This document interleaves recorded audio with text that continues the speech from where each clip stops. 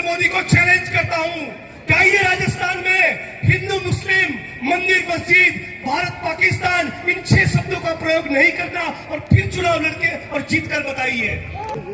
अमित शाह का बेटा वो बीसीसीआई का चेयरमैन बनता है, आपके बेटे के हाथ में संविधान की कॉपी या कलम या किताब रखने के बजाय तलवार देते हैं। तो अमित शाह तुम अपने बेटे जय शाह को बजरंग दल का प्रमुख बनाओ ना, राष्ट्रीय प्रमुख बनाओ, हमको कोई प्रॉब्लम नहीं है। कांग्रेस पार्टी के सभी सम्माननीय साथी, सभी लोगों का नाम नहीं ले पाऊंगा, माफ कीजिएगा। और हम तमाम लोग जो भारी से भारी मतों से जिनको जिताने के लिए आए हैं, जैसे विद्याधर चौधरी साहब, साथियों मेरे पहले से आए हुए अतुल भाई ने कहा कि वो शिवाजी महाराज और डॉक्टर भीमराव बाबा साहब अम्बेडकर की धरती से आए हैं। तो मैं भी मोदी और अमित शाह वाले नहीं, गांधी और सरदार के गुजरात से आया हूं। तो राजस्थान के इस चुनाव में अब तक मैं गोविंद डोटासरा साहब के लिए जाके आया, नरेंद्र बुडानिया साहब के लिए जनसभा की, कल शाम मुकेश भाकर जी के वक्त था, और आज विद्याधर चौधरी समाज के लिए हूं। और ये इसलिए हूं कि हमारे गुजरात के घमंडी नरेंद्र दामोदर दास मोदी का घमंड किसी ने उतारा है, तो राजस्थान के, पंजाब के, हरियाणा ने गुर्जर और जाट समाज के किसानों ने उतारा है। जब प्रधानमंत्री बनना था तब कह रहे थे कि बहुत हुआ किसानों पे अत्याचार, अब की बार मोदी सरकार। तब कह रहे थे कि किसानों की आय दुगनी करेंगे, लेकिन हम तमाम लोग साक्षी हैं, हम तमाम लोगों ने देखा है, पूरे भारत ने, पूरे राजस्थान ने, पूरे गुजरात ने, पूरी दुनिया ने देखा है कि 700 किसानों की मौत हुई, तब तक मोदी जी एक शब्द नहीं बोले। इस बात का आपको जवाब देना है। राजस्थान में आकर मोदी बड़ी बड़ी बातें करके जाए और एक भी किसान का मोदी को, भाजपा को वोट मिले, उसका मतलब यह होगा कि हम लोग उन 700 किसानों की शहादत को भूल गए हैं। इन 700 किसानों की शहादत को भूलना नहीं है। अन्नदाता का जिसने अपमान किया,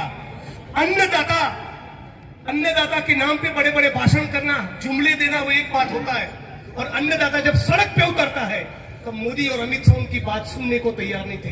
एक के बाद एक 700 किसानों की जो मौत हुई, उस बात का आपको राजस्थान की धरती से जवाब देना पड़ेगा। साथियों, मेरे पहले के किसी साथी ने नारा लगाया, न जात पे न पात पे, वोट लगेगा काम पे। राजस्थान में पिछले 25-30 सालों का यह पहला चुनाव है जहां बात योजनाओं पे हो रही है। डॉक्टर भीमराव बाबा साहब अम्बेडकर ने जो संविधान बनाया, जो संविधान लिखा, उस संविधान में कल्याणकारी राज्य की कल्पना की गई थी, जिसमें सबके जन कल्याण की बात हो। और पिछले 25-30 साल में पहली बार इस चुनाव में ऐसा हो रहा है जब बात विकास के मुद्दे पर हो रही है, जन कल्याण की योजनाओं के ऊपर हो रही है। सभी जाति और धर्म के लोग, ऊंचा हो या नीचा हो, काला हो या गोरा हो, पैसे वाला हो या चपरासी हो, किसान हो, मजदूर हो, दलित सवर्ण हो, हिंदू हो, मुसलमान हो, किसी भी अस्पताल में जाओ, 25 लाख तक का बीमा राजस्थान की सरकार ने फ्री कर दिया है। 25 लाख तक का बीमा ये पूरे भारत में कहीं नहीं हुआ। अभी कुछ दिन पहले मोदी साहब ने कांग्रेस पार्टी के हमारे एक वरिष्ठ नेता को लेकर बड़े गलत शब्दों का प्रयोग किया। मैंने कहा, मैं गुजरात से आता हूं, जहां पर वैष्णव जन तो तेने रे कहिए, जो पीड़ पर आई जाने रे। ये गाना जहां लिखा गया उस गुजरात से, गांधी और सरदार के, वैष्णव जन के गुजरात में ये कभी संस्कार नहीं कि विपक्ष के नेताओं के लिए गलत शब्दों का प्रयोग किया जाए। लेकिन नरेंद्र मोदी जी ने अभी कांग्रेस पार्टी के सर्वोच्च नेता के लिए बहुत ही खराब शब्दों का प्रयोग किया। लग रहा है कि उनका दिमाग ठीक नहीं, और इसीलिए मैं कहना चाहता हूं कि मोदी साहब, सचमुच दिमाग यदि आपका ठिकाने नहीं है तो आइए राजस्थान का राशन कार्ड बनवा लीजिए, आपको भी चिरंजीवी योजना में आपके दिमाग का ऑपरेशन करवा देंगे। 1 करोड़ लोगों को बिजली मुफ्त हो गई, 1 करोड़ लोगों को मनरेगा योजना का काम मिला, 1 करोड़ लोगों को पेंशन योजना का लाभ मिला। भ्रष्टाचार करने वाले 1800 लोगों को राजस्थान की अशोक गहलोत सरकार ने जेलों में ठूस दिया। और ये बात करते पेपर लीक की, गुजरात के अंदर एक नहीं 24 परीक्षा के पेपर लीक हुए। उन 24 परीक्षा के पेपर लीक हुए, उनमें से केवल 4 मामलों में एफआईआर होती है, न जांच होती है, न गिरफ्तारी होती है, न मुकदमा चलता है, न किसी के खिलाफ कोई कार्रवाई होती है। लेकिन राजस्थान के अंदर भारत के इतिहास का सबसे सख्त कानून बना पेपर लीक के खिलाफ। यदि आप कोई पेपर लीक करने की जरूरत करेगा तो आजीवन कारावास की सजा होगी, आजीवन कारावास की। ये राजस्थान की अपनी सरकार का काम है। साथियों, मोदी, आरएसएस और भाजपा के लोग, उनका एक ही मंत्र है, जब चुनाव आए तो समाज को हिंदू मुसलमान में विभाजित कर दो। मैं इस धरती पर चौधरी साहब के बगल में खड़ा रहकर नरेंद्र मोदी को चैलेंज करता हूं, क्या ये राजस्थान में हिंदू मुस्लिम, मंदिर मस्जिद, भारत पाकिस्तान, इन 6 शब्दों का प्रयोग नहीं करना और फिर चुनाव लड़के और जीत कर बताइए। लेकिन उनके पास मंदिर मस्जिद के अलावा कोई बात नहीं। साथियों, कबीर साहब का मुल्क है, रविदास की धरती है, नानक का मुल्क है, ज्ञानदेव, नामदेव, तुकाराम ऐसे सूफी संत और भक्ति आंदोलन के कवि और संत हमारी भूमि में हो गए। और ये लोग यहाँ तलवार और त्रिशूल बांट रहे हैं। विद्याधर चौधरी साहब के प्रचार में इसलिए आया हूँ, चौधरी साहब कलम और किताब बांटते हैं और मोदी और भाजपा के लोग तलवार और त्रिशूल बांटते हैं। इस बात को समझ लीजिए। धर्म के नाम पे जो लोग आपके बीच में तलवार और त्रिशूल बांट रहे हैं, उनका बेटा और दामाद लंदन और अमेरिका में पढ़ाई कर रहा है। उनका बेटा और दामाद बड़े बड़े ठेके और कॉन्ट्रैक्ट लेता है और आपके बेटे के हाथ में तलवार और त्रिशूल दे रहे हैं। नतीजा ये होगा कि जयपुर की सेंट्रल जेल में हम बेगुनाह लोगों को जाना पड़ेगा। इनके झांसे में मत आना, मुद्दे पे बात करिए। सड़क बनी कि नहीं, बिजली मुफ्त हुई कि नहीं, आरोग्य की क्या परिस्थिति है, नए अस्पताल खुले कि नहीं, नए दवाखाने खुले कि नहीं, नई यूनिवर्सिटी बने कि नहीं, नए आंगनबाड़ी बने कि नहीं। इन मुद्दों के ऊपर हमको फोकस करना है, इन मुद्दों पर ध्यान केंद्रित करना है। ये मंदिर मस्जिद की बात में हमको आना नहीं। कबीर साहब ने कहा था, हिंदू कहे थे राम हमारा, मुसलमान रहमाना, आपस में दोनों लड़ाई मरत है, मर्म कोई नहीं जाना, साधु जग बोराना।